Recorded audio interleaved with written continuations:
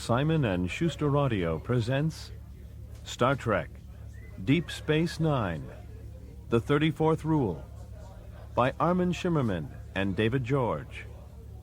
Read by Armin Shimmerman.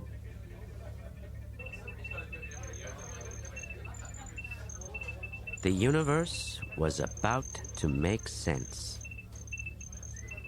Quark stood behind the bar and anxiously studied the display screen above the replicator. Every few seconds, one complicated set of matrices replaced another, causing the display to emit a soft electronic hum, and Quark's mind hummed along with it. It's going to happen. Monetary values would slide the way he had foreseen. He would arrange the final transactions in this elaborate financial dance, and it would be done. Soon, he would be one step closer, one significant step closer to being able to purchase the moon he had long dreamed of owning. Quark's mind devoured the ever-changing numbers until the heavy shuffling of feet directly behind him prompted him to blank the data. It was only more. The lumbering figure dropped onto a seat on the other side of the bar and set down a tall cobalt blue glass. Quark nodded toward the glass. You need a refill? He reached for the glass, but Morn pulled it away and pointed a finger inside. Quark peered over the rim and saw a small amount of bright yellow liquid. Oh, you don't want that. There's no flavor left in that. You're really going through this stuff. I'm going to have to order another case of Tranya from my supplier.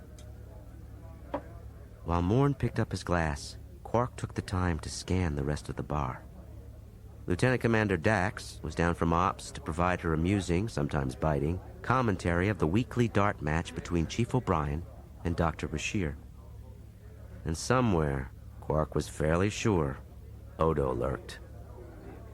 Earlier, Quark had heard the shapeshifter come in and heard the strange liquid rushing sound Odo made whenever he moved quickly, no matter his form. The sound, though nearly sub-audible, was unmistakable to Ferengi ears. He looked back over at Morn. You know what I should do is just close the entire place down. If the deal I'm working on right now proceeds the way I designed it to, I should have enough assets to make a successful transition to a new business. What do I need this place for anymore? It's always been more trouble than profit. I'm not just a bartender, you know. I'm not even just a bar owner. I'm a businessman. There's a difference. Morn continued to regard him without saying anything. Fine. Just keep staring at me like that. Quark stepped over to the screen and touched a finger to the control section. The alarm ceased. Morn, enjoy your Tranya. I've got work to do. Quark returned to the display and brought the arrays of data back up on the screen. He scanned the readouts, symbols representing dozens of different currencies. Ferengi, Bajoran, Bolian, Uridian, and others decorated the screen. A slight tingling began in his earlobes.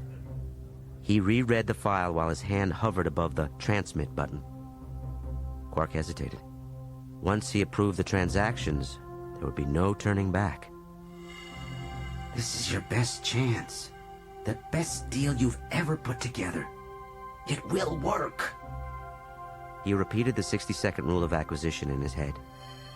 The riskier the road, the greater the profit. He jabbed the button and waited.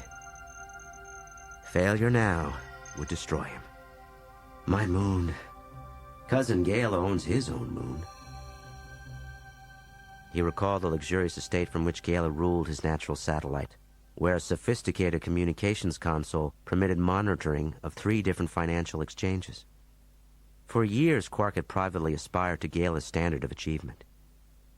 Over time, Quark's brother Rom had come to share in his vision, frequently entreating Quark to describe the moon and his home he intended to have constructed on its surface. Rom would even offer his own details of life there, talking about his room and about what he would do there, mentioning such activities as raising small animals, like cottontail gibré and tranny cats, and the like, and planting a garden.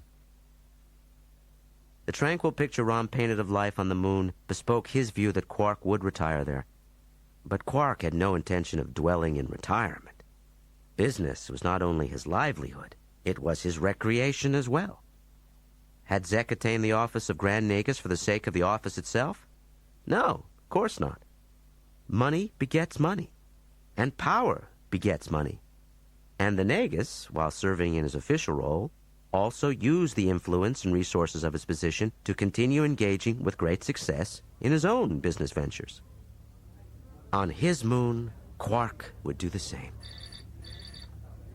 2 words began to flash on the display. Incoming transmission. Quark felt exhilarated and terrified at the same time. Contracts had been written and agreed to. Monies had been spent and received. Inventories had been purchased and sold. All as a result of his foresight and maneuvering. Like the proverbial wise man, Quark could hear profit in the wind. And it sounded sweet. Barely able to curb his excitement, he manipulated the display controls to gain access to his primary account on Bejor. His gaze traveled to the bottom line of the report. A long string of digits representing his net worth was displayed there in red. Quark gasped. Right now, he was deeper in debt than any individual in the quadrant.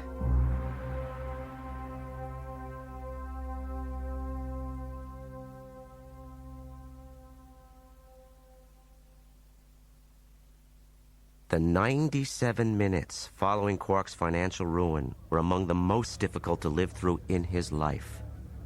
It will work out. Everything is happening just the way you planned it. His debts not only surpassed his assets, they dwarfed them. The great sums Quark owed had gone to fund a single purchase. The commodity was one not typically available to individuals, but Quark had been in the right place at the right time. Quark saw the words incoming transmission flashing on the display. His earlobes grew cold from fear, heat slipping from them like water spilling down a drain. He punched the receive button, and the message printed on the screen. Quark read it twice, then a third time just to be sure he did not misread any details. He checked the chronometer. He had another 23 minutes yet to make good on his debt. He smiled. It had not even been dramatic. Quark worked quickly at the display and gained access to his account on Bejor.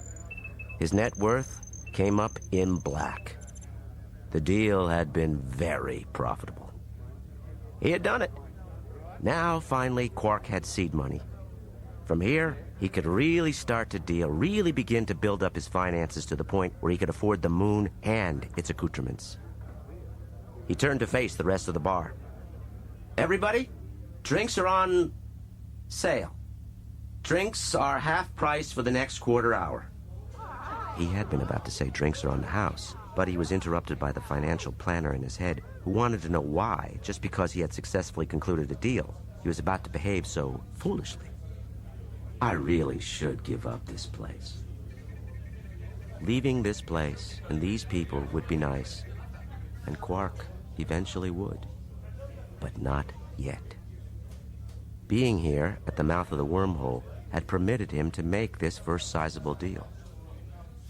Turning once more to the display, Quark re-examined the number, spelling out his net worth. This makes sense.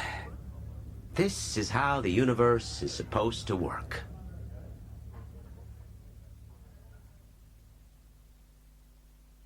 In a corner of the octagonal room, Grand Nagus Zek stood, leaning on his cane. The Nagus regarded an old wooden box. A pair of hinged doors, closed at the moment, were set into one side. Sealed up as it was, the box hardly seemed impressive.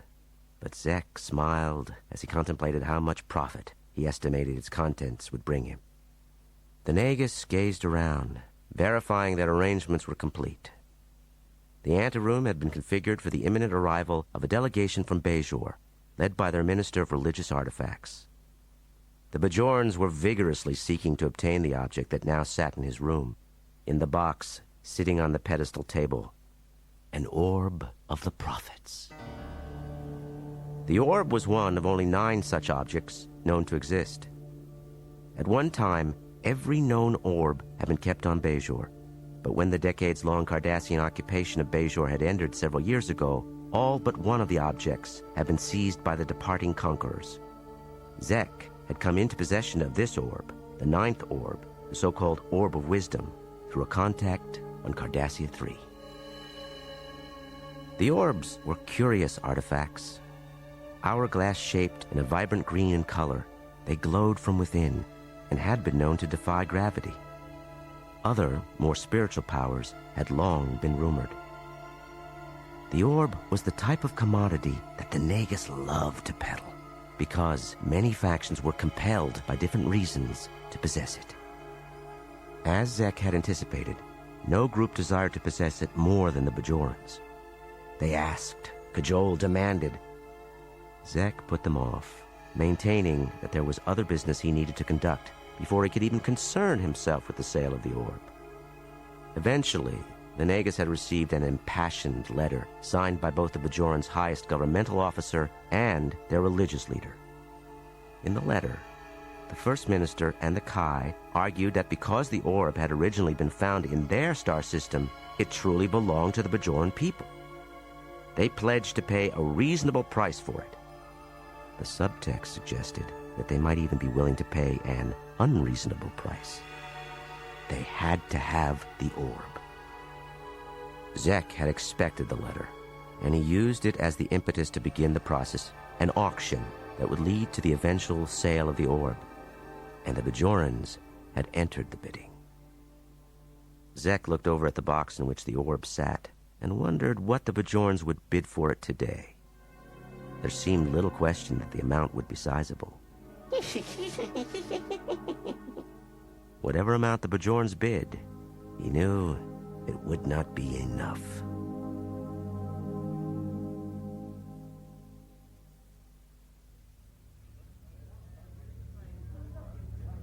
Major Kira Nerys strode into Quark's near closing time. Because of the lateness of the hour, Quark had already sent all of his employees home, but for one of the Dabo girls, Lita and Broik. And if he could have fully trusted Broik to close up, Quark would have headed for his own quarters. As Quark cleaned a table next to the railing on the second level, he noticed Kira standing at the bar talking to Broik, who pointed up towards him. Kira followed the gesture and she spotted Quark.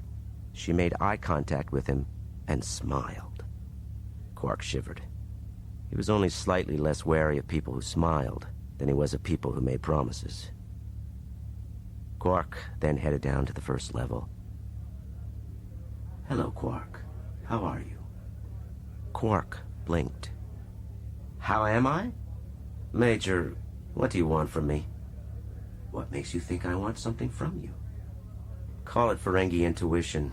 We always know when our pockets are about to be picked." "I heard you completed an amazing deal not too long ago." "Yes, I made a wondrous deal a while ago." "Last call." Morn produced a sour look when he heard this, but Quark paid him no attention. As he moved behind the bar, Kira stood across from him. "Something to drink for you, Major?" "No, actually. I was wondering if you would do something for me." "That would depend on what the something is you want me to do. So, what is it?" "How well do you know Grand Nagus Zek?" "The Nagus? Well, I'd have to say we have a rapport. He likes me." "Are you certain?" "Why, Major? Why do you need to know?" "I thought you would have guessed the orb." "The orb of the prophets?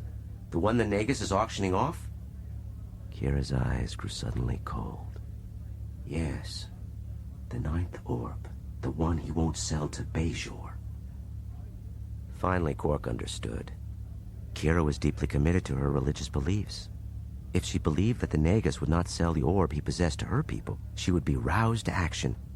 But Quark knew of no reason why the Nagus would not sell to the Bajorans for the right price. "Of course he'll sell the orb to your people. Surely the people of Bajor are willing to pay for something they so desperately want." "We are willing to pay, but that doesn't seem to matter." "Paying always matters. I'm sure that if the Bajorans just commit enough of their resources... Quark, the Nagus expelled Bajor from the bidding for the orb earlier today. 7 factions bid. 4 were supposed to be eliminated, leaving 3 to bid in the final round. Quark nodded. And Bajor didn't make the cut? Kira clenched her teeth. There was no justification not to sell the orb to Bajor. Well, there was obviously one reason. One good reason. Why didn't the Bajorans bid enough? We bid all that we could. Our treasury would have been gutted to pay for the return of the orb. Well, Major, this is all very interesting, but I'm not exactly sure why you're telling me. Clearly, there's nothing I can do about it. Are you sure about that? Major, if the Nagus has made a decision... Kira interrupted. Then you can speak to him. He likes you.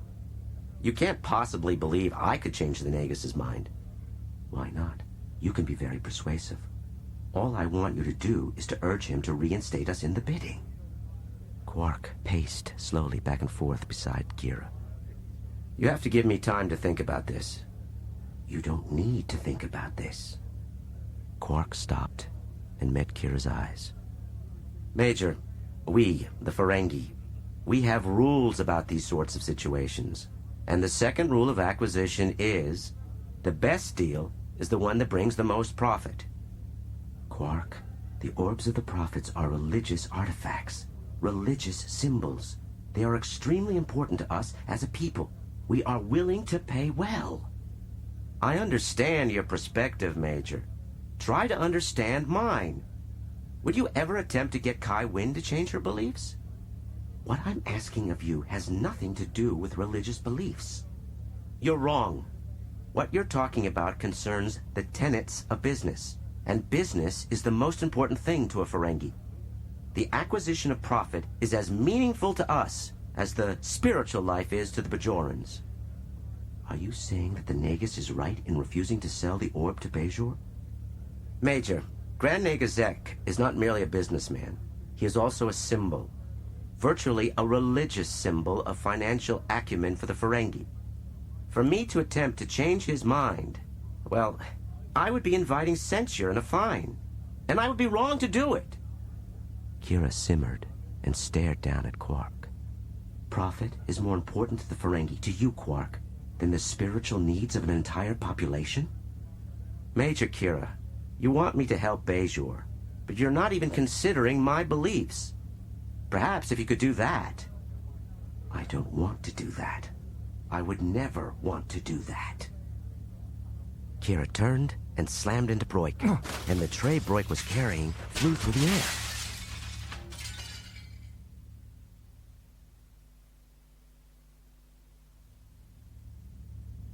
Kira made her way to one of the central turbolifts and ordered it to take her to the promenade. She did not know whether her world's official response to the Nagus' actions would result in the Ninth Orb being brought to its proper home on Bajor, but she was proud of the stand her people had chosen to take. The promenade was coming to life when she arrived there. The doors to Quark's bar were closed. There was no answer. As she considered where to look for Quark, she heard his voice. Never mind how I came by it. You want one? And I happen to have one. The words were coming from the Replomat. Kira walked over to the self-service eatery and peered inside. Her gaze moved from table to table until she spotted Quark. He was near the back wall, having breakfast with a Bolian. No doubt, a traitor. Kira slipped into the Replomat and wove through the morning diners. Quark, I want to talk to you. Major, I'm in a business meeting at the moment. The Bolian pushed his chair back from the table and stood up. I think we're done anyway. Quark turned to Kira. Thank you, Major. You may just have cost me a sale.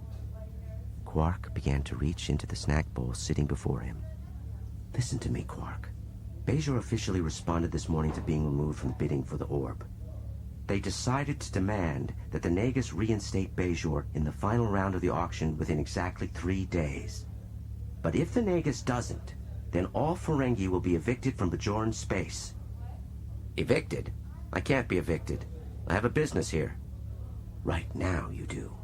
But 3 days from now, that will all depend on Grand Nagus Zek. Wonderful. Who am I supposed to trust to run the bar until this pain in the lobes goes away? And what about my access to the Gamma Quadrant? It will be extremely inconvenient if I can't live on the station. It won't matter where you live, Quark. No Ferengi will be permitted anywhere within the Bajoran system at any time. But my business, so much of it depends on the Gamma Quadrant. Then I guess you'll just have to get there the hard way. Let's see. If you take a ship at Warp 5, it should take you, about 3,000 years. Major, thank you for your compassion. Kira stood from the table. And you won't have to find someone to manage the bar while you're gone. If the deadline passes, your business will be nationalized. That's robbery. Kira met Quark's glare with her own. A slight movement caught her attention. It was in the bowl sitting on the table in front of Quark. A serving of live grubs. One had been bitten in half and was oozing a greenish ichor. Her stomach tightened at the sight. You know, Major, this isn't fair. I didn't do anything. No, you didn't, Quark. But you should have.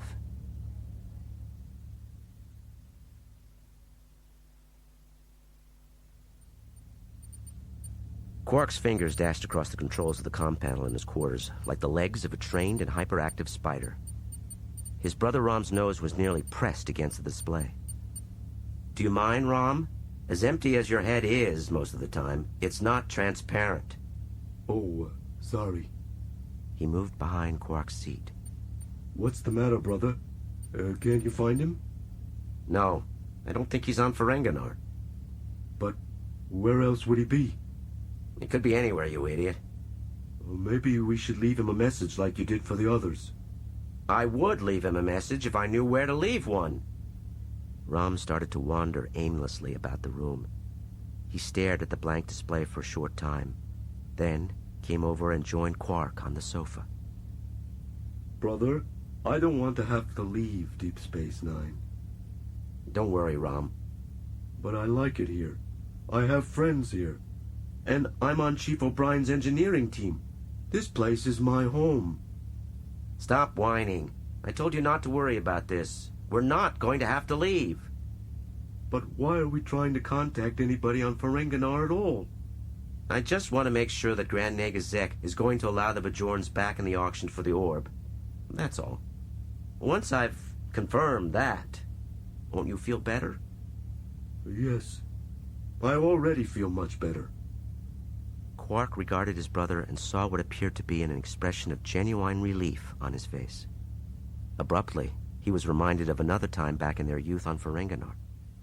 It had started for Quark when Rom ducked through the short, circular doorway into the front room of their family's home and rushed through the house to the bedroom he and Quark shared.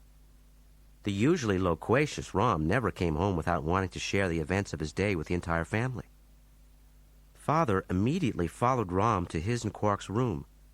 Quark and Mother trailed along behind. They found Rom manic and distraught. He bounded about the room like a ball in a dabble wheel. It took some time before Rom admitted that he had been transacting business with other boys outside of school over the course of the past several seasons. Then Rom confessed that he had not succeeded. Some of the boys with whom he had done business were older and more adept than he was, and one of them, Breek, or Breel, had maneuvered Rom into a desperate position. A debt had arisen from the many deals Rom had made. Breek, or Breel, had obtained this marker on the sly and presented it during a brief period of time in which Rom found himself completely without resources. Rom had been left with no alternative but to offer remuneration in whatever manner this unexpected creditor would allow. Breek, or Breel, insisted that, as payment, he be given ownership of Rom's right hand. For the older boy, the lawful change of ownership of a part of another person's anatomy was trophy enough, proof that he had mastered the art of business manipulation. Quark observed all this in silence from the doorway until he could watch the pathetic tableau no longer. He fled to the main room of the house in order to escape his family. He regretted what had happened to his brother, but at the same time, he recognized that business deals created profit and loss. And Rom had lost. Later, under the pretense of tutoring Rom in business, Quark extracted from his brother precise accounting of all the business he had conducted during the past year. Eventually, Quark constructed and implemented some deals of his own. It took nearly a year, but ultimately, Breek or Breel suffered much the same fate as he had brought to Rom. In short order, ownership of Rom's right hand passed to Quark, and then to Rom. The expression of relief that appeared on Rom's face then resembled Rom's expression of relief now, at realizing that they would not have to leave Deep Space Nine. Brother, what would have happened if we had been forced to leave the station? It doesn't matter. It's pointless to even think about it. I guess we would have gone to stay with Moogie, huh? Absolutely not. Quark despised their childhood nickname for their mother, but his brother had never outgrown using it. It's not going to happen. Listen, ever since Cisco blackmailed me into staying here and keeping the bar open, everybody else has been trying to push me off the station. Odo would love to throw me in the brig for all eternity. Worf would be happy to have me as an appetizer with dinner some night. And Kira... Brother, she doesn't like you. Thank you. I know that. She so gleefully told me that we might have to leave. You know, I think she just hates all Ferengi. She wasn't mean to me when she told me. She talked to you, too? Yeah. I think she told all the Ferengi on the station about the situation. She is the Bajoran liaison. Incoming transmission. The display came to life, revealing the image of a formally dressed Ferengi. The man's jacket was accoutred with the emblem of the Nagus' palace. Quark, you one-lobed wonder. Listen who's talking, Zrel. At least I don't have to wait for the Nagus' hand-me-down business tips to earn a living. That's right, Quark. You can make bad deals on your own, without any help at all. I'd like the strips of gold-pressed latinum you promised on your message, if I returned your transmission. I said I'd give you 5 strips of latinum if you answered a question of mine. Information should cost more than 5 strips. Perhaps it should. By the way, how is that crazy woman of yours? Perilka, isn't it? Yes, Perilka. She's fine. Why do you ask? Oh, I was just curious if that hollow recording of her, attired in that freighter officer's uniform, was ever made public. Ferengi women were not granted the privilege of wearing clothes by their society. For it to become known that Zrel's woman had violated such a taboo would have invited embarrassment and probably the loss of his position. How do you know about that? Quark had heard this rumor about Perilka the last time he had been on Ferenginar, but he was not actually in possession of any hollow recording. Will I still get the latinum, Quark? Just a minute. Quark initiated a transfer of 20 strips of gold-pressed latinum, a full bar, from one of his accounts on Bajor directly into Zrel's holding on Ferenginar. There. Do you see the transfer? Yes, it's confirmed. Now, what is it you want? Just one piece of information. Is the Nagus going to reinstate the Bajorans in the auction for the orb? That's it? Oh, that's easy. There's nothing the Bajorans can do that will compel him to reverse his earlier decision. Quark felt his lobes go cold. But not allowing the Bajorans, that doesn't make any sense. The second rule of acquisition. Quark, what about that hollow recording? Don't worry, I don't have it. Somehow I didn't think you did. As always, Quark, it's been a pleasure doing business with you. Zrel broke the subspace connection, and Rom stepped over to the comm panel. Oh, what are we going to do, brother? We're going to do the one thing we can do, Rom. We're going to beg.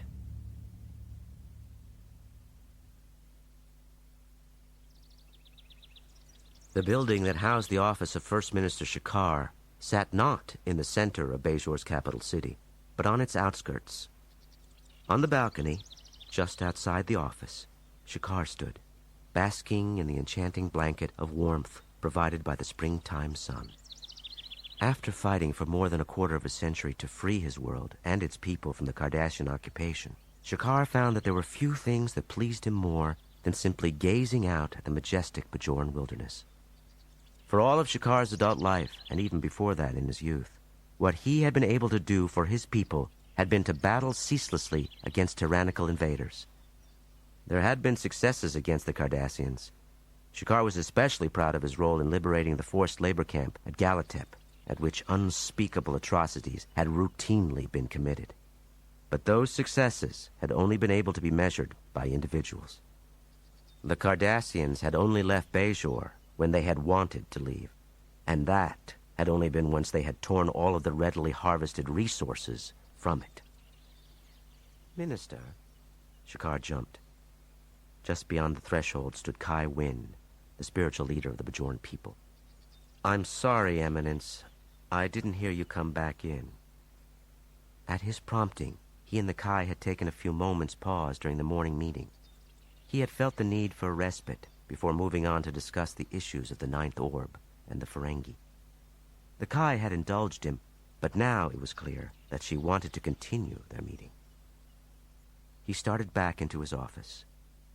Inside, the Kai crossed to an overstuffed sofa and sat down. She reviewed the situation. We have made it clear to the Ferengi that all of Bajor is united in our quest for the return of the Ninth Orb. Yes, Eminence, but there's been no official response yet from the Ferengi Nagus. We must be prepared, then, to act on the admonition we delivered to the Ferengi. You do not doubt that this is for the greater good, child. No, but it seems unfair to act against all Ferengi when it is only the deeds of one, the Nagus, which impede us. It may or may not be unfair, but it is politically necessary. It is critical that we do not display weakness in this matter, for Bajor is already widely perceived in that vein. Shakar sighed. I understand your arguments. You must know that I believe that, when it is warranted, a battle must be waged. They listened as Shakar's assistant's voice came over the intercom. Minister, there are two gentlemen here to see you. They claim that it's urgent. Quark's voice interjected. I'm not just claiming that it's urgent. It is urgent. We want to speak with you about your intention of closing your system to all Ferengi. I'm sorry, Minister. These two Ferengi gentlemen reside on Deep Space Nine, and they say they would like to discuss amnesty for themselves should the Nagus not allow Bajor to bid for the orb. Shakar glanced over at the Kai as he considered what to do. The Kai spoke. Minister, Grand Nagus Zek refused any conversation with Bajor after removing us from the auction for the Ninth Orb. Our official imperative to Grand Nagus Zek and the Ferengi Alliance specifically stated that, in view of their unwillingness to speak with Bajor, there would be no room for negotiation with respect to our request to be re-entered in the auction. But, Eminence, mustn't there always be room for negotiation? No, not always. What we want is simple and understandable. Shakar weighed the arguments Kai Wynn had presented. Please tell the two gentlemen that I will be unable to meet with them until after the situation between Bajor and Ferenginar has been settled. Shakar then walked over to the sofa and sat down near the Kai. Do you think this will work?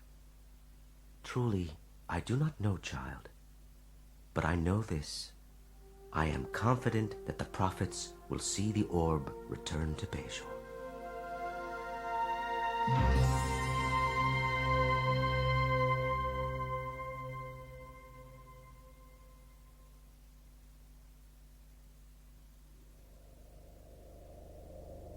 As the lift ascended to Ops, Quark considered once more the possibility of bribery. But Cisco has no price.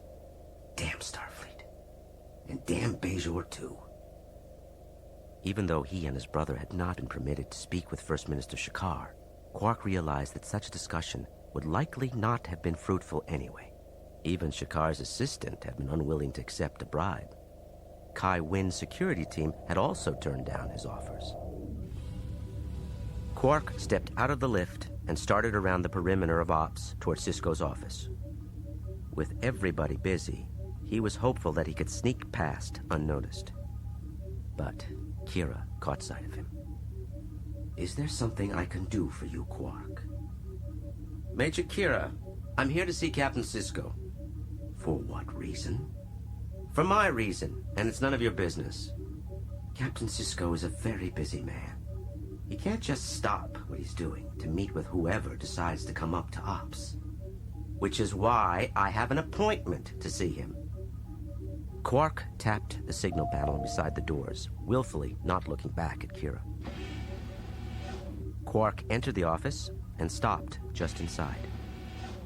Captain Sisko was seated in the chair behind his desk, reviewing the contents of a pad he held in one hand. In his other hand, he clutched a baseball. You're late, Quark. Yes, well, you can blame Major Kira for that. She didn't want to let me in here. I see. Is that why you wanted to see me then? So you could register a complaint against my first officer? I'd love to complain, Captain, but for every problem I have with Kira, I'm sure she's got 10 times as many with me. You're probably right. So, what did you want to see me about? It's really very simple. My brother and I don't want to leave Deep Space Nine. In his hands, Sisko spun the baseball around. Is that all? Surely you don't support the Bajoran Edict. I don't. Captain, I know you consider yourself a fair man. Yes, I do, Quark. But I'm afraid I can't help you or your brother in this instance. You must have learned about the resolution the Federation Council passed. They have chosen to view this as solely a Bajoran matter. Quark involuntarily rolled his eyes at the mention of the Federation Council. Though the Federation and the Ferengi Alliance were at peace, Quark knew that the people of the Federation looked down on the Ferengi. Oh, they espoused tolerance and acceptance, but they were hypocrites. Sisko continued. The Federation resolution makes it clear that I cannot offer my assistance when it has not been solicited. I'm soliciting your assistance. But you are not the leader of the Ferengi Alliance. You have nothing to say about this issue. That's exactly my point. Why should I be punished for something the Nagus is doing? That stopped Sisko. You know, I have to tell you that it surprises me that you and your brother even want to stay on Deep Space Nine. Well, maybe not Rom, but certainly you. Why is that? I just didn't think you were happy here. And frankly, you've never really been what I call an upstanding citizen in our little community. It took a few seconds for the impact of what Sisko had said to strike Quark. But when it did, resentment and anger swelled within him. Captain, I am your community. 3.5 years ago, you forced me to stay on this heap when I wanted to leave. You demanded I keep the bar open for the sake of your crew's morale, few of whom were very happy to be here, if you recall. You wanted the station to thrive. Oh, I think the wormhole may have had a little something to do with the way the Promenade and DS9 overall has grown and flourished. Until recently, Captain, I barely made enough profit to be able to take care of my little old mother on Ferenginar. I'm not sure I believe you take care of your mother, Quark. I'm not sure I believe anything you say. You live by your own rules. Yes, I live by the rules of acquisition, but I also live by your rules. You may not realize it, but I am an important part of your little community. Not to mention that I cater the best parties in the sector. It occurs to me that this may all be unnecessary. It is possible that the Nagus will permit the Bajorans back in the auction, and therefore, Bajoran space will not be closed to the Ferengi. In which case, you wouldn't have to leave. Zek isn't going to let them back in the auction. Sisko raised an eyebrow. Let me ask you this, Quark. Don't you think the right thing would be for the Bajorans to be given possession of their sacred religious artifact? Give them the orb? No. The Nagus owns the orb. He didn't steal it. He purchased it. Sisko sighed. Look, we're not accomplishing anything here. Even if we were to come to some understanding between ourselves, it would mean nothing to the actual participants. I agree with you. You talk to Shakar. Tell him you think he should let Rom and me stay on the station. I didn't say that's what I believed. But how can Starfleet, how can you possibly support such a racist policy? I don't see the policy as racist. The Bajoran government is reacting to a specific action taken by the Ferengi. Quark was running out of options. He looked at Sisko, desperately trying to think of another argument to make. Would you talk to Shakar as a personal favor to me? Out of friendship? Sisko laughed aloud. Don't try to sell me that line. We're not friends. I wouldn't be your friend if you paid me. You're right. We're not friends. But I would be your friend if you paid me. I might even be your friend if you applied your vaunted Federation morality to the Ferengi. Sisko's smile evaporated. You're calling me a hypocrite? If it was somebody else who had the Bajoran's orb, Starfleet would be offering to negotiate between the two governments. You would be offering. But in this case, either the Bajorans get the damned orb, or you don't have to put up with the Ferengi and the Bajoran system in the Gamma Quadrant. Quark pivoted on his heel and exited the office, unsure where he was going, or what he was going to do next.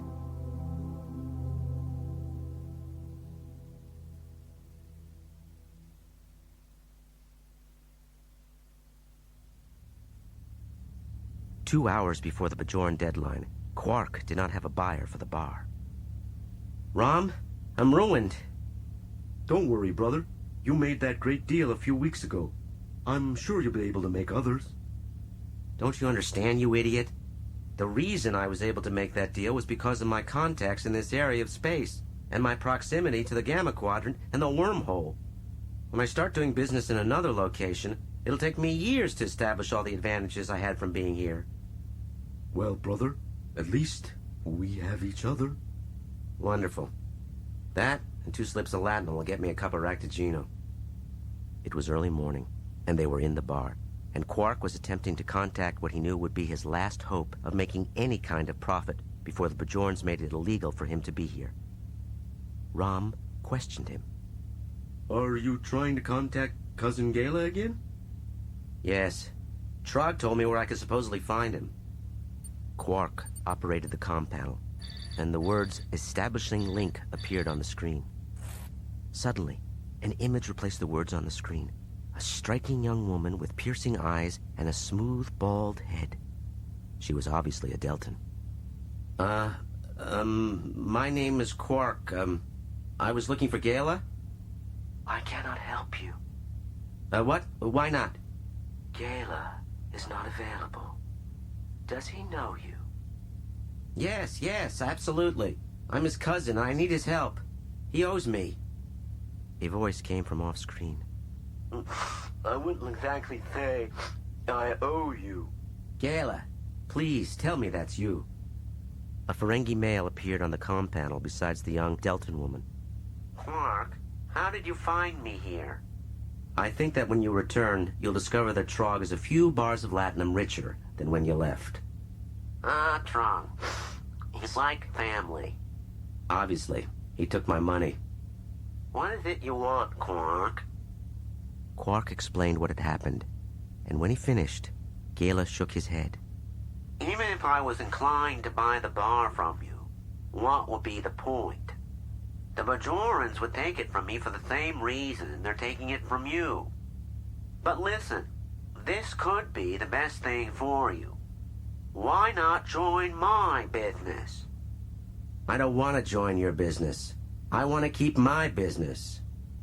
This is not an offer I make every day, or to many people. I just can't join your business. Well, then there's nothing more I can do for you. The image of Gala and his consort was replaced by the words, "End transmission." Over breakfast, Rom observed, That didn't go so well. Now what, brother? Now? Now I'm ruined. Quark walked over to the front doors and operated the lock. What are you doing, brother? I'm opening the bar.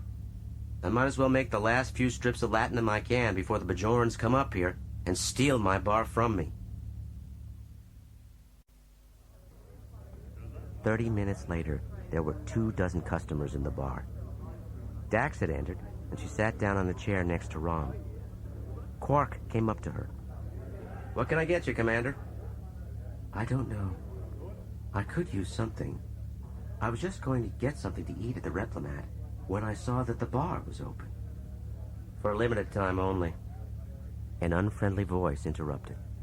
Quark, what are you doing open? Quark and Dax spun around to see Kira, standing just inside the doorway. Did you hear me, Quark? The deadline is up in 90 minutes. Shouldn't you be packing? Don't worry, Major. I'll be gone soon enough. Not soon enough to suit me. I'm delighted the Deep Space Nine will finally be rid of its infestation.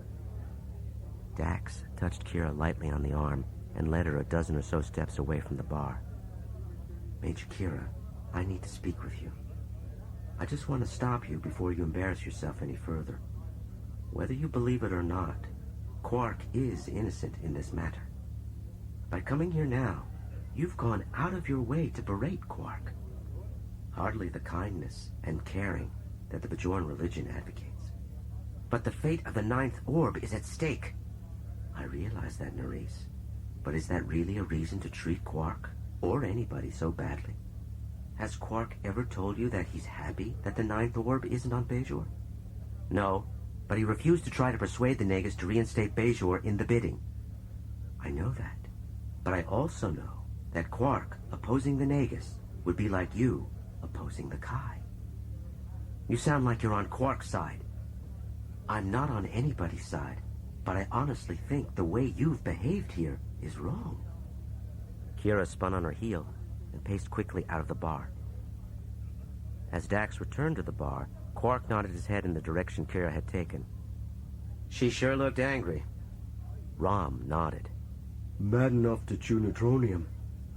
Dax chided Quark. Don't pretend that you didn't hear every word we said. With such good hearing, Commander, I really couldn't help myself. But there's very little point in chastising me for eavesdropping. Rom and I have to be on our way.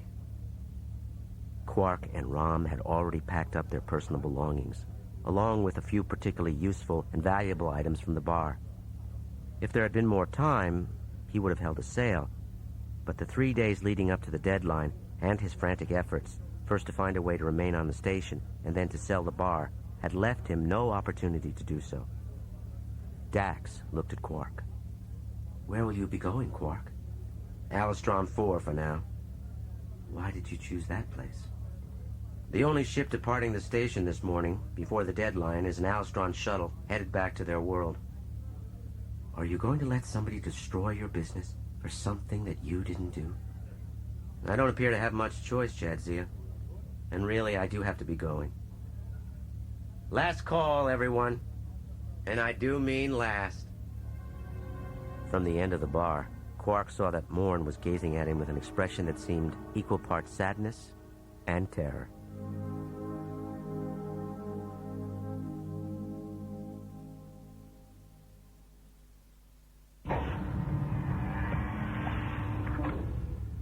Attached to the outside of the docking bay was the Alastron's shuttle. Quark, Rom, and Broik stood on the station side of the hatch with the bags they would be carrying with them. Rom and Broik hefted their duffels and passed through the hatch on their way to the shuttle. Quark lifted his bag as well, but he did not move. Are you coming, brother? Quark looked up at Rom, and after a moment, he set his bag back down on the deck.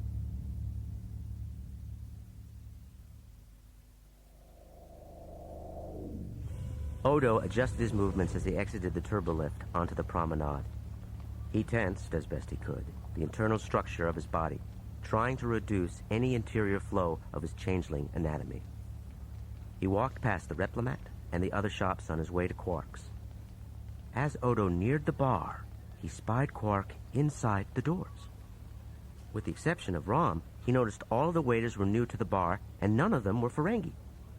Broik, who had remained on the station right up until the deadline, had chosen not to stay beyond it. Quark?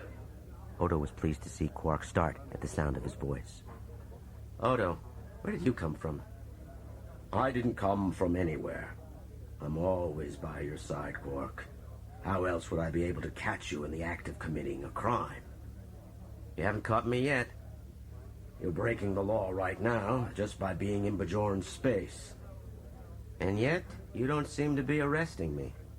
Don't think I haven't thought about it. But the edict that the Bajorns issued is not a matter of station security. Well, you shouldn't sneak up on people. It wouldn't matter whether or not I sneaked up on you if you had nothing to hide, now would it? My life and business are open books. If you ever opened your books, I'm sure they'd read like a fairy tale. Odo turned to go. Next time, Odo, make some noise when you come into the bar.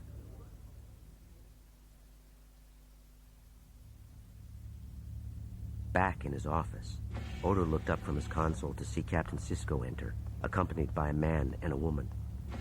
Each wore the apricot-colored uniform of the Bajorn militia.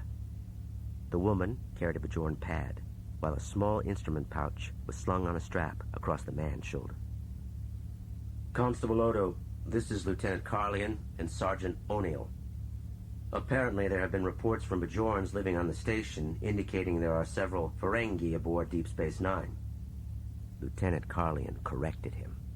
Not several, Captain. 2 individuals named Rom and Quark. Carlian handed Odo her pad. First Minister Shakar himself has signed arrest warrants for all Ferengi in the system. Odo perused the document on the readout. All seems to be in order. Odo looked to Sisko for assistance. The captain motioned toward the door. Odo sighed and turned to pick up a tricorder from atop his console. Reluctantly, he then led Sisko and the 2 Bajorans out of the office. Right this way, Lieutenant. Sergeant. The bar is just down here on the left. Quark heard what Odo said. He realized they were coming for him. Rom, it's time. Morn, you're in charge. Don't drink all the profits. By the time he and Rom had dashed up the stairs, Quark could make out the sound of a portable sensing device below them. Odo watched as Sergeant O'Neill used the handheld Bajorn scanner to detect any Ferengi life signs. They're on the deck above us. Once they had reached the 2nd level, O'Neill paused to confirm his sensor readings. The readings are fluctuating. What is through here, Captain? Holosuites. O'Neill theorized. That may be how they're trying to block our scans. Carlian stepped up to the holosuite doors, but they did not open. The doors have been locked. There's a program running in there. Sisko to Chief O'Brien. Sisko quickly described what they wanted to do. It took only a few moments for O'Brien to make the necessary adjustments to the station's transporter software. We're ready whenever you are, Captain. But once we put you down inside the anti-resonance field, we won't be able to fix a transporter lock on you to beam you out of the holosuite. That's all right, Chief. Once we're inside, Rom should be able to get us out. Energize. When Sisko's sight cleared, he saw right away that there was indeed a program running in that holosuite. The 4 officers were standing on a large veranda overlooking a tropical landscape. O'Neill raised his scanner. They're down on the beach. O'Neill led the way, and they stopped about 2/3 of the way to the water when they reached 2 lounge chairs. Lying in one lounge chair was Quark. In the other, Rom. I am Lieutenant Carlian of the Bajorn Militia. I'm informing each of you that you are under arrest. Quark did not move from the lounge chair. Captain Sisko, I implore you, this isn't right. I've committed no real crime. According to them, you have. Sergeant O'Neill opened the pouch he was carrying and removed 2 sets of hand restraints. Quark looked over at his brother, and then they both rose to their feet. O'Neill ordered them, turn around. Quark and Rom did as they were told. Carlian inquired, will we have to wait for your officer to break us out of here, Captain? I don't know. Let's find out. Computer, exit. Several paces down the beach, the holosuite doors appeared. The group crossed the sand to the doors. Quark and Rom suddenly stopped and turned, each attempting to wriggle free of their captor's grasp. Carlian forced Quark back around. Quark moved forward through the doorway and vanished. Everybody seemed startled but Rom. As Carlian reached for Rom, he too strode through the doorway, and just as mysteriously as Quark had, Rom vanished into thin air. Lieutenant Carlian looked back through the doorway into the holosuite, first at O'Neill, and then at Sisko and Odo. Where are they?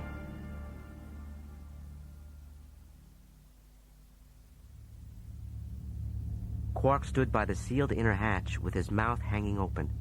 He was dumbfounded. Where's the transport? Rom pulled a pad out of his satchel. It's supposed to be here, brother. Quark wrenched the pad from his hands. The list confirmed what Rom was claiming. The transport was supposed to be leaving from this docking bay in 10 minutes. Unless the list is wrong. When did you download this schedule from the station computer? When you told me to. I told you that 2.5 days ago. Don't you think that the schedules might have changed between then and now, you idiot? It really was unbelievable, Quark thought. Rom could construct, out of scrap parts, a system to project false Ferengi life signs and another to conceal their actual life signs, but it could not manage to successfully complete other, simpler chores. Now what, brother? Now we try to figure another way off the station and out of Bajoran space. There was only one ship leaving the station within the hour, an Endorian freighter. Of course, true to Quark's luck, the ship was on the opposite side of the docking ring. Quark shut down the control panel. Rom, can you patch into the station's transporter system? Do a site-to-site transport to get us on the freighter? Well, yes, but I can't do it if we're shielding our life signs. The same interference that blocks the sensors would make it impossible to fix a transporter lock on us. There was not much choice. Tap into the transporter, Rom. Get us aboard that ship.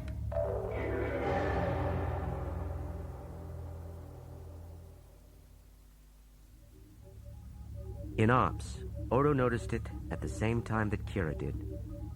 Lieutenant Carlian, I think we may have something. Transporter contact with the deflectors. Somebody just attempted to beam off the station. Odo studied the data marching across Kira's console. They were unsuccessful. It looks like the transporter signal originated outside Docking Bay 11. Lieutenant Carlian activated her comm badge and relayed it to Sergeant O'Neill the location of Quark and Rom. Before she could finish, Sisko interrupted. Sergeant, this is Captain Sisko. I want you to wait for Constable Odo to arrive before taking any action. Sisko knew that Odo would make sure that the arrest went smoothly.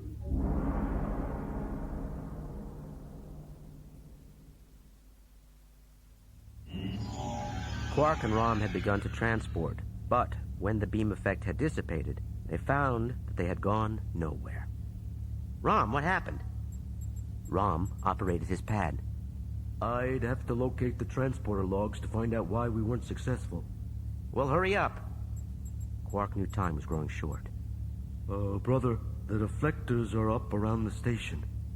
Wonderful. Now what are we going to do? He did not have to wait long to have his question answered. Odo and a Bajoran lieutenant appeared. Odo told him, Quark, it's over.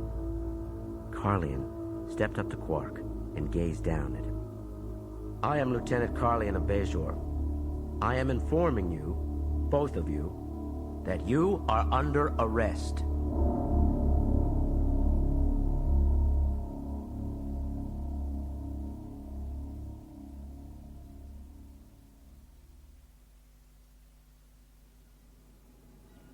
Quark eyed his brother across the breadth of the shuttle. Rom had been completely silent ever since they had boarded the shuttle at Deep Space Nine and started their trip to Bajor. Lieutenant Carlian sat with her back to the bulkhead and kept her eyes trained on Quark. She carried a weapon at her side. Do you really think we're that dangerous, Lieutenant? Since you have a weapon, though, it's possible that we might somehow get possession of it and force you to free us. Now, you're asking yourself, how could we possibly get hold of your weapon?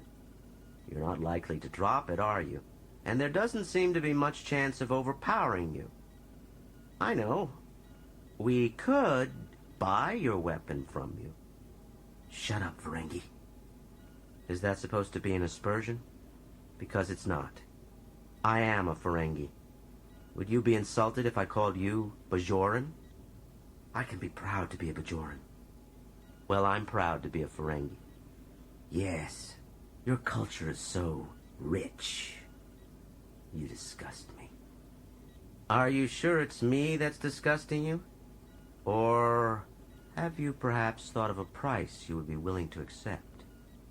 Carlion's eyes narrowed briefly. I do have a price. Tell me. I want the Orb of Wisdom returned to Bajor. Quark stared at her for a long moment.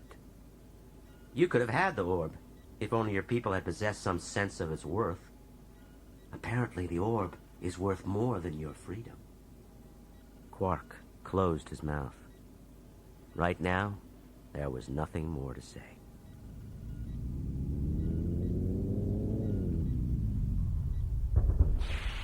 After the shuttle touched down, Carlion stood from her chair and touched a small control panel. Are we secure, Sergeant O'Neill? Not yet. Colonel Mitra wants to meet and inspect the prisoners personally. He should be out shortly. About 5 minutes later, Quark and Rom walked down the shuttle's ramp and out into an overcast Bajoran day. When they stepped off the end of the ramp onto the hard, lifeless soil, Carlion ordered them to stop. Quark looked around and found it difficult to comprehend what was happening. The sky above was uniformly gray, not even a hint of blue.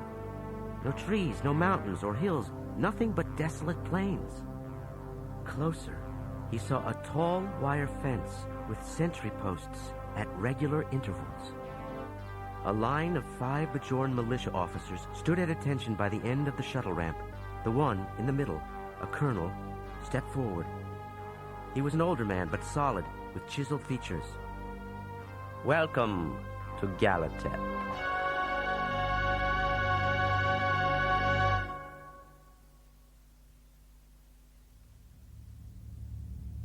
In his office on Deep Space Nine, Sisko read the entire report again.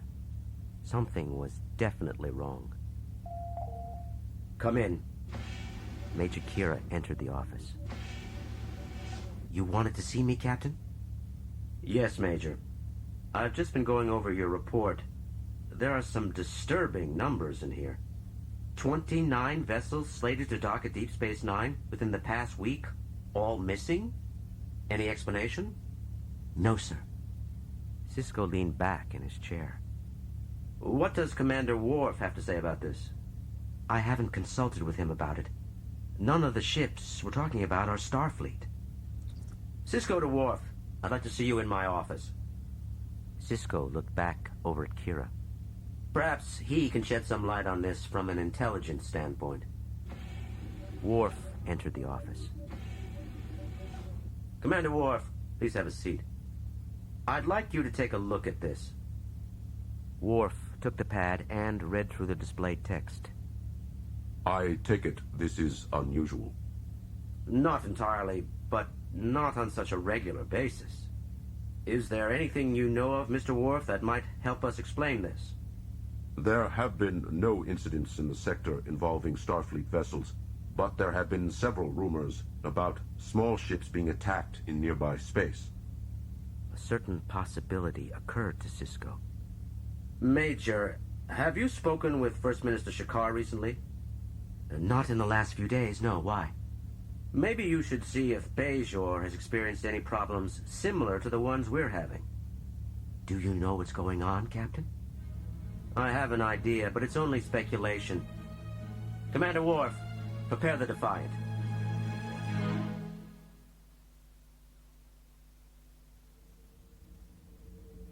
From the command chair in the center of the Defiant's bridge, Captain Sisko watched his crew work.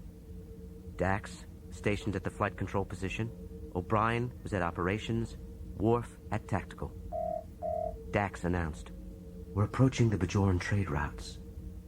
Sisko looked at Worf. "Engage the cloaking device." Cisco saw Dax glance up from her console. The Romulan Star Empire had agreed to loan the Federation the cloaking device for installation aboard the Defiant, under the condition that it never be used within the Alpha Quadrant.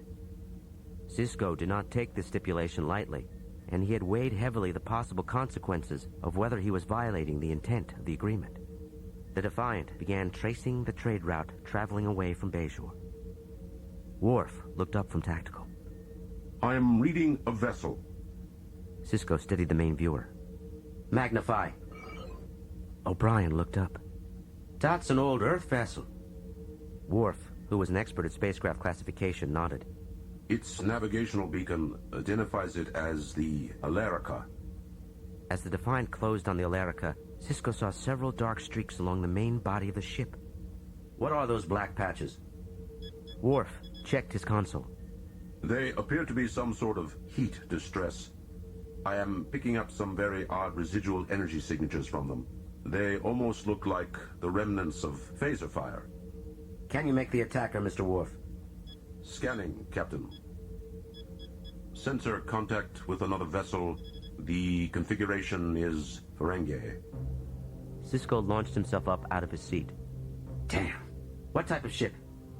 O'Brien looked up. Definitely a Marauder, sir. A Decorator class. It was the largest, most powerful type of vessel in the Ferengi fleet. And it was what Cisco had feared. Worf worked his controls. I have another sensor contact. It is another Decorator Marauder. Cisco shook his head. It's a blockade of Bejor, Cisco thought, which is almost as bad as an attack. Before long, the population of Bejor would be facing starvation.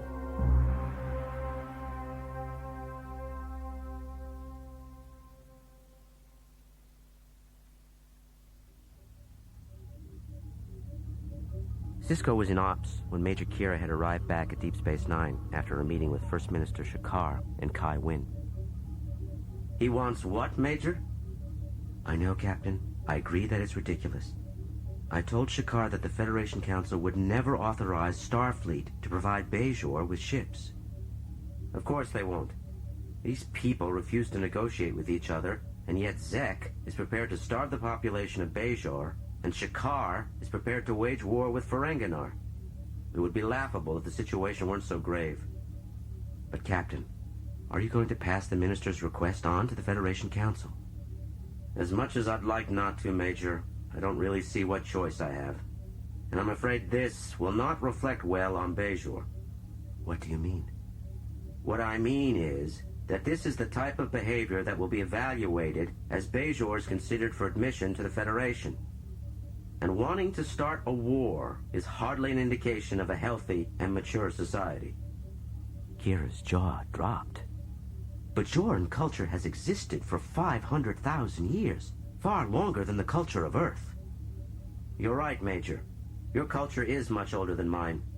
And in the short history of my people, we have practiced slavery, internal exile, and genocide. But we have evolved from that. Slavery and genocide? What are you talking about? Major, the expulsion of all Ferengi from the Bajoran system because of the actions of one Ferengi, that is unjust. I also think that the Ferengi blockade is wrong. What I fear is that before this mistake is corrected, people will suffer.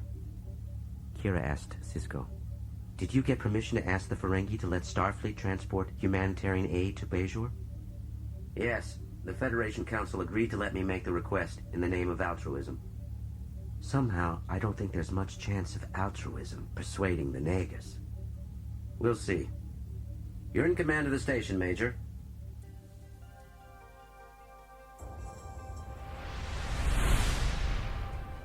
The Defiant flew at full impulse speed, uncloaked on course for the Bajoran trade routes and the Ferengi Armada.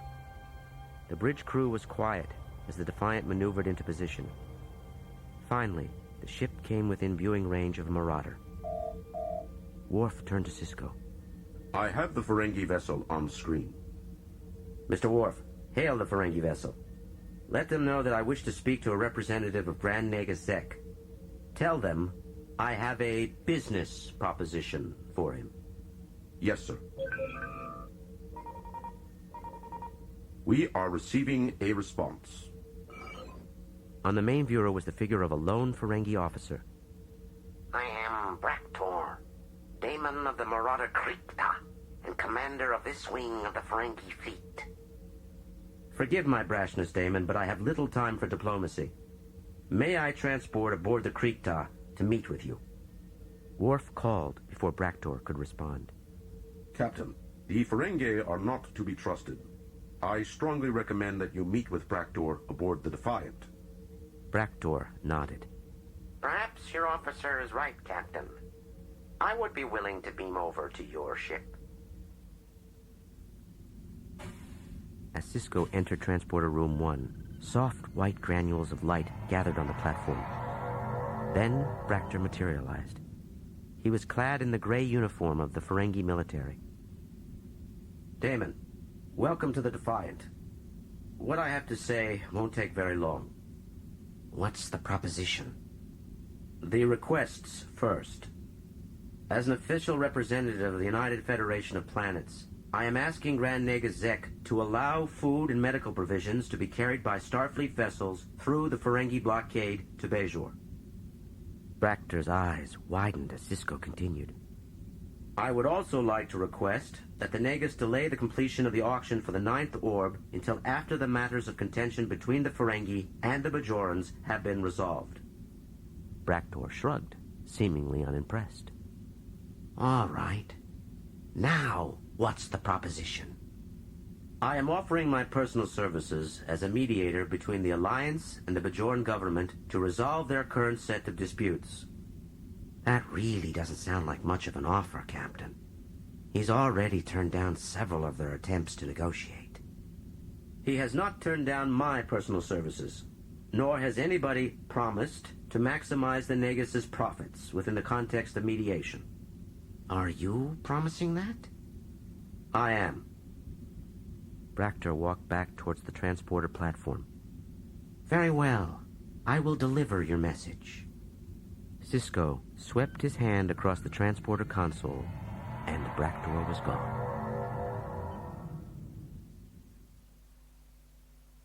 A response came the 5th day. The captain was told to meet Daemon Braktor once more. This time, Sisko traveled alone to the blockade in the runabout Rubicon.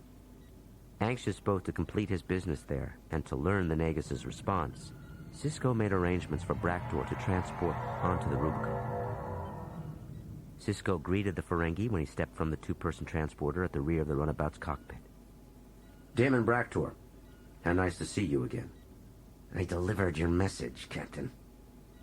He stepped from the transporter and held up an isolinear optical chip. This is the Nagus' reply. Thank you, Daemon. Wait until you hear the Nagus' response. You may not wish to thank me or remember me. After Braktor had beamed back over to the Krikta, Sisko slipped the isolinear optical chip into an input receptacle. On a viewer above and to the left of the primary console, the image of Grand Nagus Zek appeared. What the Nagus communicated astonished Sisko.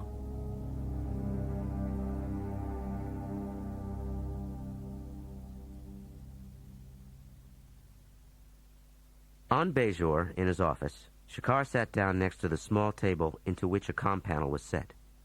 He opened a channel to Deep Space Nine. After a moment, the image of Nerys appeared. She smiled when she saw who it was. I think Captain Sisko may have some encouraging news. Good news would be a welcome change. She worked her controls, and the Starfleet emblem replaced her on the display. Then Shakar saw Sisko on the screen.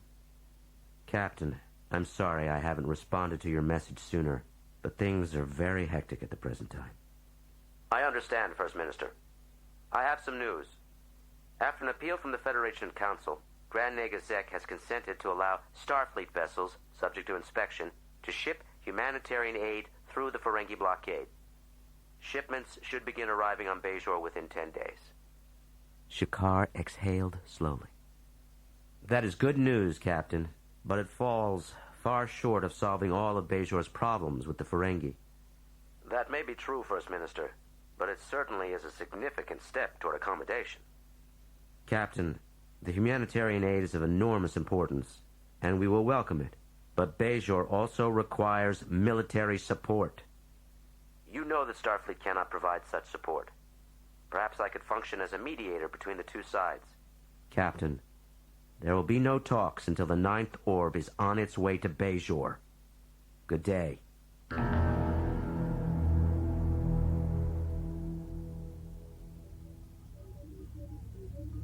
On Deep Space Nine, the first indication of the invaders came from the subspace relay. Dax turned to Kira from her science console in Ops. The communications and sensor relay is picking up an unusual warp signature. The relay, positioned just beyond the mouth of the wormhole in the Gamma Quadrant, continuously transmitted the results of its local sensor scans back through the wormhole to Deep Space Nine. Cisco had been about to enter his office, but now he stopped and walked down to the lower level and over to Kira's station to look at the readings himself. A cluster of lights advanced across the display. Dax looked up. I count at least 35 ships on a direct heading for the wormhole. Whoever they are, hail them. Kira's fingers fluttered rapidly across her controls. There's no response, Captain. Dax then announced, the alien ships are entering the wormhole. Reading elevated neutrino levels. The wormhole is opening. Dark objects emerged from the cosmic whirlpool in a long group. And then the entrance to the wormhole collapsed in on itself. Cisco eyed the lead vessel on the view screen. It was definitely a design unknown to him. Kira turned to Cisco. They're headed in this direction. Weapons? Dax looked up from her console. I'm reading Klingon-style disruptors and Starfleet-style photon torpedoes. Their weapons aren't powered up, and Captain, the ships are passing the station. Kira was suddenly filled with dread. Bajor. Dax confirmed Kira's fear with a nod. Cisco did not hesitate. Major, get me the First Minister, right now. Within seconds of his order, Cisco was looking at Shakar on the main viewer. First Minister, I'm sorry for the urgency, but a squadron of 35 ships has just passed through the wormhole and is on a direct course to Bajor. Their intentions are unknown. The ships are of a type we've never encountered before. The ships are not unknown to me, Captain. Bajor has purchased these vessels for our defense.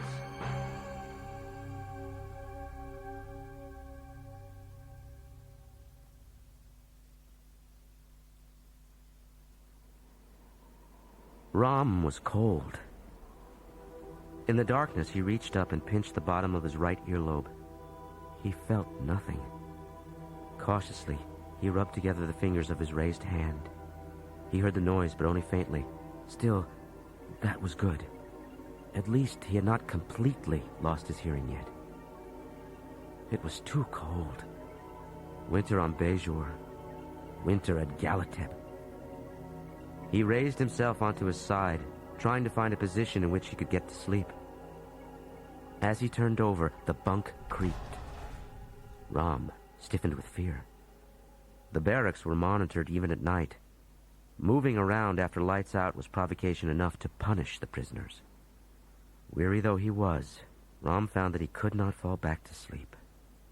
He opened his eyes and saw nothing, but he picked out the breathing of 5, 6, 7, all 8 of his fellow prisoners, all Ferengi. 5 of them had been captured in their small cargo ship, attempting to make a run into Bajoran space and through the wormhole after the deadline. Both of the other 2 Ferengi had been on Bajor when they had been discovered and taken into custody.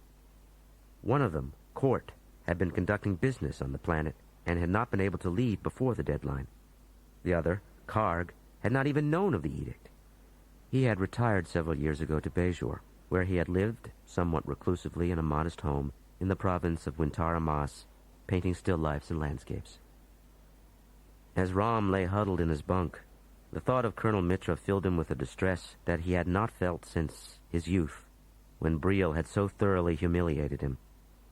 Mitra humiliated him too, but with a physical pain as well. When they had first been brought to the prison camp, there had been no doubts about their eventual departure. They would be held there until they stood trial for having violated the Bajoran edict. And then one day, things had changed. Colonel Mitra came by the barracks to inform the prisoners that they were no longer being held for trial. The Ferengi would now be detained as political prisoners until the differences between Bajor and Ferenginar had been resolved. The prisoners had been left to the mercy of Galatep and their keepers. How long had they been here now, Rom wondered in the darkness. He wanted to watch his son graduate from Starfleet Academy. He wanted to help his brother achieve the business successes he craved. He wanted to see his mother again. He wanted to go home.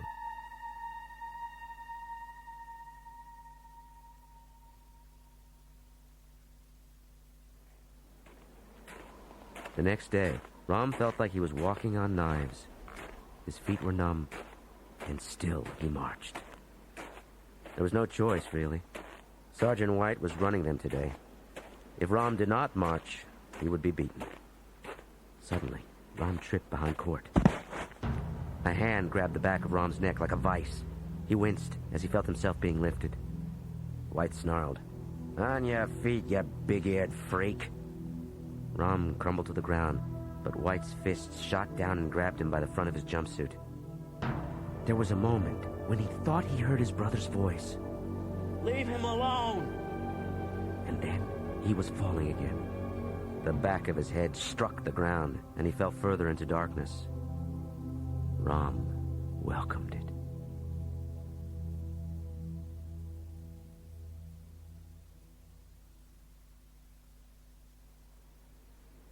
When Rom awoke, it was night once more. In the dimness, he saw Quark leaning over him. Quark's face was badly bruised. A long gash slanted across his cheek to the bridge of his nose. Brother, what happened? You passed out. I mean, what happened to you? Was it Sergeant White? Quark nodded his head slowly. When you fell, he was going to beat you. I couldn't let him. So you tried to stop him, and he beat you instead. Quark shrugged. I'm tougher than you, and it's my fault we're here. Quark's head spun toward the door. It was Sergeant Argonne. To Rom's surprise, Argonne held up a pair of shoes. I have new shoes for Prisoner 9. I convinced White that he'd be in big trouble with the Colonel if he found that he marched Prisoner 9 right through the bottom of his shoes. He handed the new shoes to Quark, who took them cautiously. This is a trick. We know the barracks is monitored. Argonne actually smiled. Jessel is monitoring right now. White had to get medical attention after you attacked him. Argonne reached behind himself and pulled a small medical kit from the waistband of his pants. This should help both of you. Then he reached into his pocket and pulled out a handful of pills. These are vitamins. There should be enough for everybody. I'll get the med kit when we bring your food later. Argonne crossed the barracks quickly and was gone into the night. Quark opened up the medical kit. Do you know how to use any of these? Not really, brother. But the scanner will probably have instructions. Before long, Quark had found the directions. After reading them, he began to work on healing Rom's feet. Rom was moved by his brother's careful attention. He thought again about the moon Quark hoped someday to purchase, and about how Quark wanted to bring him along to garden and keep animals. Quark, tell me about raising Gibray.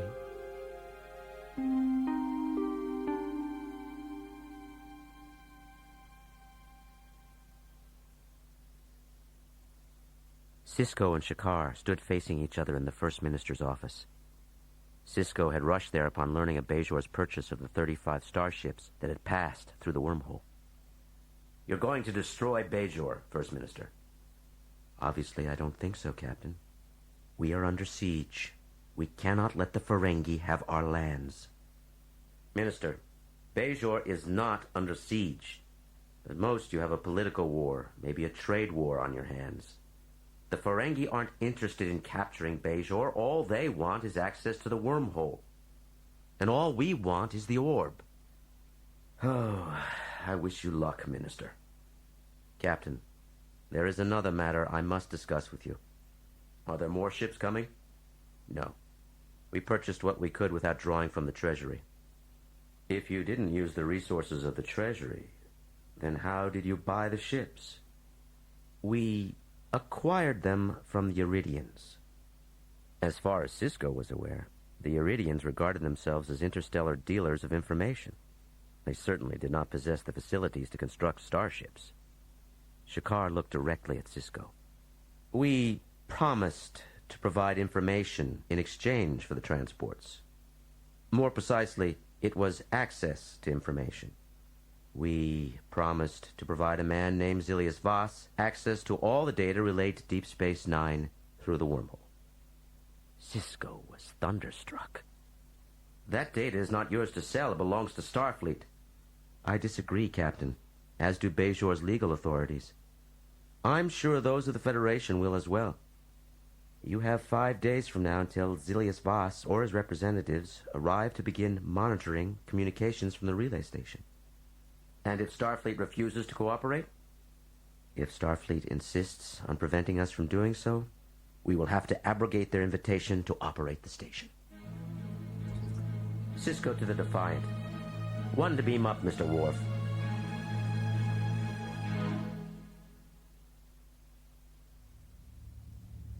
Back on Deep Space Nine, Cisco called Worf into the conference room and apprised him of Bajor's strategy. Mr. Worf, I want you to take the Defiant to the blockade and seed the area with long-range sensor buoys. If somebody throws a rock out there, I want to know about it. Aye, sir. And Captain, if I may, you have told me that the starships the Bajorans acquired were transports. But the Iridians do not manufacture vessels of any kind. That would lead us to the conclusion that either the Iridians purchased the ships themselves from another source, or that they merely acted as intermediaries in the deal with the Bajorans. Cisco stood up and began pacing the room. It's not likely that they were intermediaries. The Bajoran payment of information is a notably Iridian requisite. Worf nodded. But these ships are defensive transports. Precisely the type of ships the Bajorans would need to make an attempt to run the Ferengi blockade. Mr. Worf, do you think somebody's manipulating events? Trying to instigate a war between the Bajorans and the Ferengi? Not just that. They're also trying to weaken the defenses of the station. Cisco concurred. All of which could leave the wormhole undefended. Worf stated his conclusion. The Dominion. Maybe, Mr. Worf. But the Romulans also covet the wormhole, and they are very fond of deceptions and manipulations such as these. Sir, we must learn where the Bajoran transports came from. Cisco, to Constable Odo. Meet me in my office in 5 minutes. He turned to Worf. I'm going to have the constable do a little reconnaissance. Right now, your orders stand. I want those sensor buoys positioned along the Bajoran trade routes. Worf spun sharply on his heel and exited the conference room, not stopping until he reached the bridge of the Defiant.